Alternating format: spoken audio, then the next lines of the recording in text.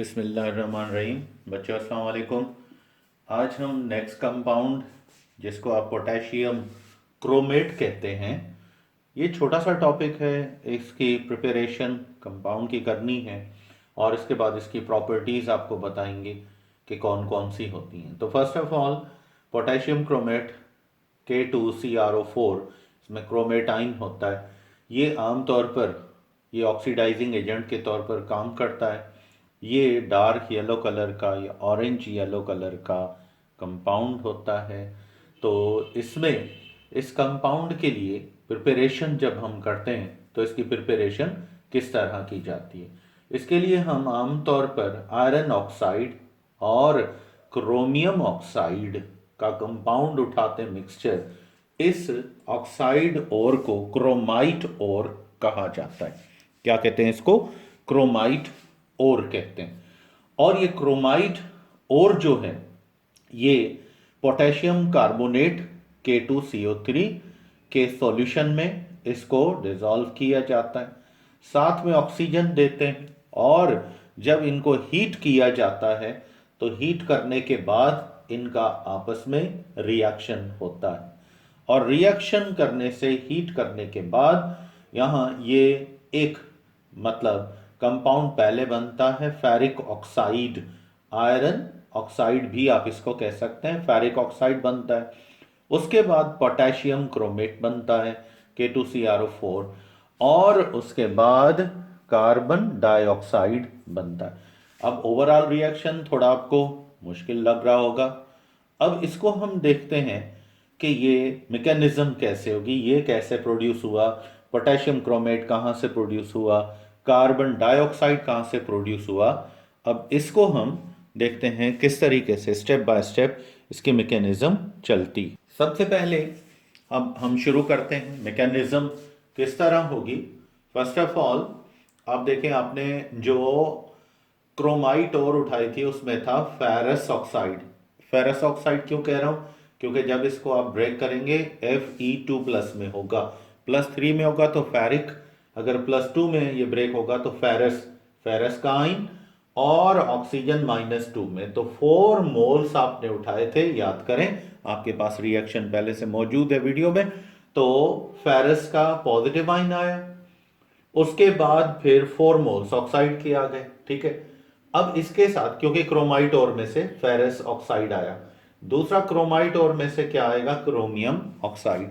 अब chromium oxide जो है ये जब ब्रेक होगा, यहां क्रोमियम का आइन जो होगा +3 में होगा कैटाइन की शक्ल में, और ये 4 मोल आपने क्रोमाइट और के उठाए।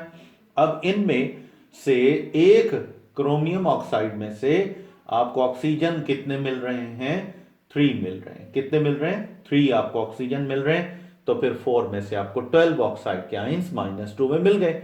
तो अब इस तरह हमें ये ऑक्सीजन मिल गए, 12 यहां से, क्रोमियम अलग हो गया। अब हम दोबारा उसी आयरन फेरस ये उठाते हैं। फेरस का आयन उठाया जिस पर चार्ज कितनी है? +2, 2 इलेक्ट्रॉन लूज कर चुका है, फेरस का आयन है। और क्रोमियम का जो आयन है इस पर चार्ज कितनी है? +3 है। तो क्रोमियम का आयन जो है जिस पर +3 की चार्ज है, इसको हम किसके साथ रिएक्शन करवाते हैं? इसके जब इसको हम +3 का क्रोमियम का केटाइन उठाते हैं तो इसमें 3 इलेक्ट्रॉन ये लूज कर चुका है। अब ये फर्दर 3 इलेक्ट्रॉन और डोनेट करेगा, 3 इलेक्ट्रॉन फर्दर लूज करेगा। तो यहां पर इसका यानी कि चार्ज इसकी +3 से ऑक्सीडेशन स्टेट बढ़कर कितनी? +6। देखें, एक 3 इलेक्ट्रॉन लूज कर रहा है तो 8 क्रोमियम के आयन कितने लूज करेंगे? 24 इलेक्ट्रॉन ये लूज करेंगे और हर आयरन का केटाइन फर्दर 1 इलेक्ट्रॉन और लूज करेगा। 4 इलेक्ट्रॉन आयरन के 4 आयंस देंगे और 24 इलेक्ट्रॉन यहां से आपको मिलेंगे। 4 + 24 28 हो गए। ये ऑक्सीजन जो है इन 24 इलेक्ट्रॉनों को, 28 इलेक्ट्रॉनों को 7 मोल्स, हर ऑक्सीजन एक एक इलेक्ट्रॉन इसका एटम गेन करता है। तो ये आपको यहां जो नजर आ रहा होगा, ये बनाएंगे 14 ऑक्साइड के आइंस, क्योंकि 7 थे, दो दो मतलब एटम एक मोल में, तो ये 14 ऑक्साइड के आयन, हर एक ऑक्सीजन ने 2 इलेक्ट्रॉन गेन किए, 28 इलेक्ट्रॉन हो गए। अब फेरस ऑक्सीडाइज होकर फेरिक हो गया, क्रोमियम का आइन +3 से फर्दर ऑक्सीडाइज होकर +6 पर आ गया। अब देखें कि क्या होता है। नेक्स्ट हम जो कंपाउंड उठा रहे हैं कौन सा है, पोटेशियम कार्बोनेट है। तो पोटेशियम कार्बोनेट को जब हम हीट करते हैं तो इसमें से पोटेशियम K2 है, 1 मोल में से 2 पोटेशियम, तो 8 मोल में से 16 पोटेशियम के केटाइंस मिलेंगे और 8 मोल आपको किसके मिलेंगे, कार्बोनेट के। अब 8 मोल कार्बोनेट में से एक एक ऑक्सीजन जो थर्ड है, ये 8 ऑक्सीजन ऑक्साइड की शक्ल में अलग हो जाएंगे और बाकी 8 CO2 बचेगा। तो हमें प्रोडक्ट CO2 की भी यहां पर मिलेगी।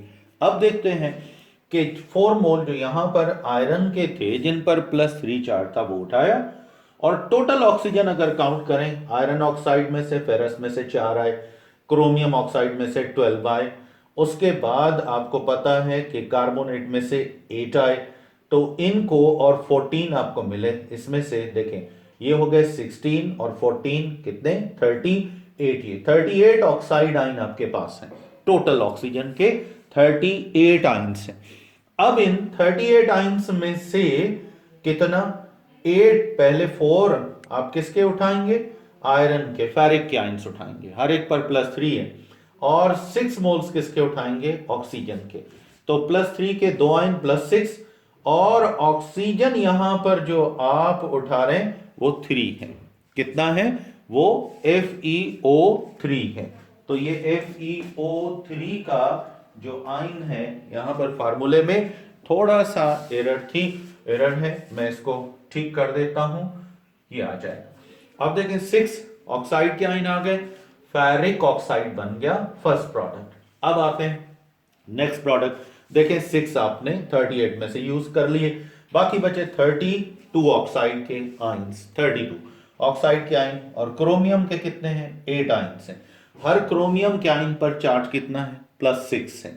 तो +6 का क्रोमियम का आइन, 32 ऑक्सीजन के आइंस, ये मिलकर क्या बना लेंगे, ये क्रोमेट आपको पता है, ये CrO4, ये +6 और -6 कैंसिल, फोर्थ मतलब ऑक्सीजन का -2 क्रोमेट आइन है, और इसके साथ ये देखें क्रोमियम के 6 आइन और 32 ऑक्साइड, इन्होंने मिलकर 8 क्रोमेट के आइन बनाए। अब ये 8 क्रोमेट के आइन और 16 पोटेशियम, ये मिलकर क्या बनाएंगे, पोटेशियम क्रोमेट। तो अब एक दफा फिर देख लें क्या क्या बना। आयरन ऑक्साइड फेरस में टूटा, क्रोमियम +3 में टूटा, इन दोनों की फर्दर ऑक्सीडेशन हुई, इन्होंने 28 इलेक्ट्रॉन दिए, किसको, 7O2 को इक्वेशन में था, 28 इलेक्ट्रॉन 14 ऑक्साइड को मिल गए। पोटेशियम कार्बोनेट, पोटेशियम और कार्बोनेट में अलग हो गया, कार्बोनेट फिर टूटा, ऑक्सीजन थर्ड जो था 8 कार्बोनेट के आयन कार्बन डाइऑक्साइड में चेंज हुए, ऑक्सीजन दे दिया। अब 4 आयरन के 6 ऑक्सीजन के मोल्स मिलकर यहां बनाते हैं फेरिक ऑक्साइड, फर्स्ट प्रोडक्ट। उसके बाद क्रोमियम के कितने हैं, 8 आइंस हैं, 32 ऑक्सीजन अभी बचे हैं, ये इसके साथ मिलकर क्रोमेट के आइंस बनाएंगे। देखें इस पर +6 थी, ये -8 में से +6 गया, बाकी -2 बचे, क्रोमेट आइन बन गया। अब 16 पोटेशियम है ये वाले, और ये क्रोमेट के आइंस हैं, ये कितने हैं, 8। देखें ये K2CrO4 पोटेशियम क्रोमेट। तो हमें प्रोडक्ट कितनी मिली, 3, आयरन यानी फेरिक ऑक्साइड, पोटेशियम क्रोमेट और कार्बन डाइऑक्साइड। तो इस तरह ये रिएक्शन यहां पर क्या होगा, कंप्लीट हो जाएगा। अब हम आते हैं मेथड नंबर 2 की तरफ, जिसमें हम क्या करेंगे, इसमें से पोटेशियम क्रोमेट बनाना चाहते हैं तो सबसे पहले क्रोमियम ऑक्साइड का 1 मोल उठाएंगे, 10 मोल पोटेशियम हाइड्रोक्साइड के और 3 मोल ब्रोमीन के। इनका रिएक्शन हुआ तो 2 मोल किसके बन जाएंगे, पोटेशियम क्रोमेट के, 6 मोल पोटेशियम ब्रोमाइड के, और 5 मोल किसके बनेंगे, H2O के बनेंगे। अब देखते हैं कि ये रिएक्शन कैसे होगा, मैकेनिज्म कैसे चलेगी। First of all chromium oxide आपने लिया, इसको जब हम तोड़ते हैं आयोनाइज होता है तो क्रोमियम के केटाइन +3 में और ऑक्साइड के -2 में, ये आइंस में ब्रेक हो जाता है। उसके बाद 10 मोल पोटेशियम हाइड्रोक्साइड के थे, अब 10 पोटेशियम के आयन मिले और 10 OH के आयन्स मिल गए। 10 किसके आयन्स मिले, OH के। इन 10 OH आइंस में से 5 OH आइंस जो हैं 5 ऑक्साइड में और 5 प्रोटॉन, यानी इसका जो प्रोटॉन था, हाइड्रोजन था, ये भी ऑक्सीजन को इलेक्ट्रॉन दे देता है। 5 ऑक्साइड 5 प्रोटॉन, बाकी यहाँ 5 OH बच जाएंगे। अब उठाते हैं थर्ड रिएक्टेंट, और वो कौन सा है? That is the bromine molecule.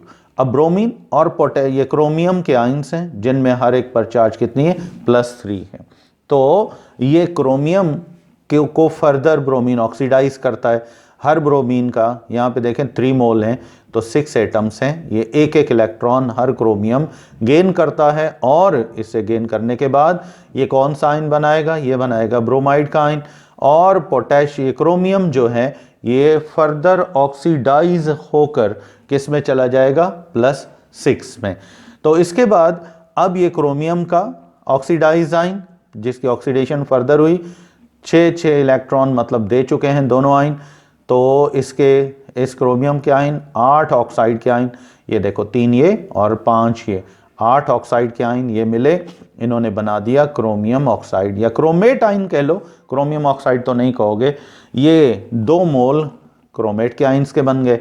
अब 2 क्रोमेट के आयन और बाकी बचे, यहाँ पर देखें 10 पोटेशियम है, 4 पोटेशियम के आयन्स मिले। इन्होंने फर्स्ट प्रोडक्ट कौन सी बना दी? Potassium chromate.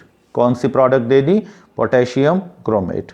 अब आते हैं आगे फर्दर, देखिए 4 पोटेशियम यहाँ यूज हो गए, बाकी बचे 6 पोटेशियम। ये 6 पोटेशियम और 6 ब्रोमाइड ये आपस में मिलकर क्या बना देंगे? 6 पोटेशियम ब्रोमाइड का सॉल्ट बना देंगे 6 मोल्स में। बाकी यहाँ देखें 5 प्रोटॉन बचे 5 OH में से, यहाँ 10 OH में से 5 OH ये बचते हैं, 5 तो यहाँ चले गए। तो ये 5 OH और 5 प्रोटॉन ये मिलकर आपस में क्या बना लेंगे? 5H2O यानी वाटर बन जाएगा। तो इस तरह से ये रिएक्शन कंप्लीट हो जाएगा।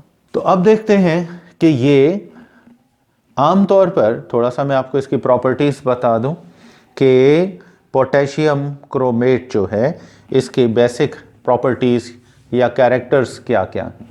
याद रखें पोटेशियम क्रोमेट क्रिस्टलाइन सॉलिड है और इनऑर्गेनिक है, हाईली आयोनिक है, क्रिस्टलाइन सॉलिड है, वाटर में आसानी से डिसॉल्व होता है, लेमन येलो कलर प्रोड्यूस करता है।